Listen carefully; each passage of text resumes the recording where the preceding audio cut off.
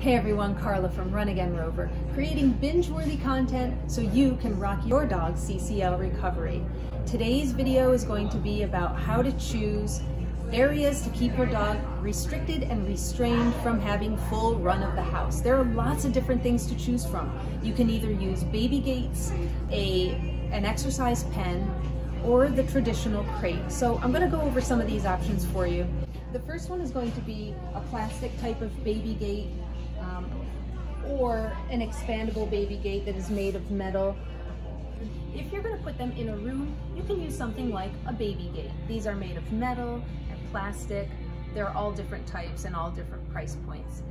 What you want to remember is that if you're going to keep your dog in one room and it's nighttime and you have one of these gates up, that you have a nightlight to illuminate the area so that you don't then trip and wipe out yourself and need an ACL surgery, okay? So make sure you have a nightlight so that you don't forget that that thing is blocking off the entrance to the room.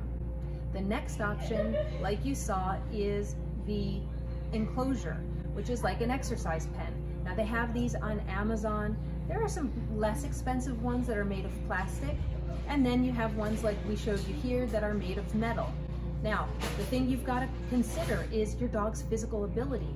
If your dog is a little toughy like mine is, they can barge right through those plastic ones. They're kind of flimsy, so if your dog is a jumper, I don't recommend a plastic exercise pen. Use something more sturdy that doesn't topple over as easily, and that would be a metal option.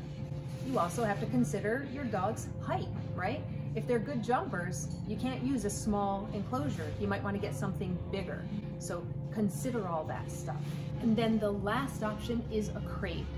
I'm not in love with the crate idea. Sometimes surgeons like people, especially the dogs who have had lateral suture, because it's kind of a sensitive and delicate recovery. They want them to really be restricted sometimes in their ability to move around.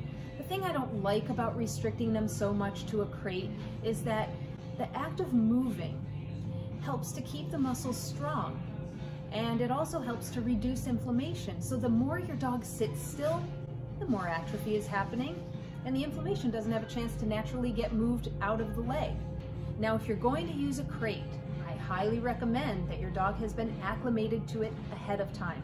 And why do I say this? Because I have seen countless pictures of demolished crates. They're all unfolded, they've dug through. We don't want that. Our dogs are restricted for a reason, right? And so we don't want them trying to escape a crate because they hate being in there and they hate being confined. My dog was not a fan of crates ever since he was a puppy. And so I learned that when my dog was gonna need CCL surgery, the last thing I was gonna do was crate him. So make sure that if your dog is crate trained, you're gonna have an easier transition post-op back into the crate. You can also have a crate. Some of these metal ones have additional pieces that you can buy that will actually open up to an enclosure and they actually hook together. So you can have the crate with the door open and then have just a little area that they can walk around in with non-slip floors. Let's talk a little bit about that. If you have a recovery area and it opens up to a floor that is slippery, you've got to cover that floor with a throw rug or a series of throw rugs.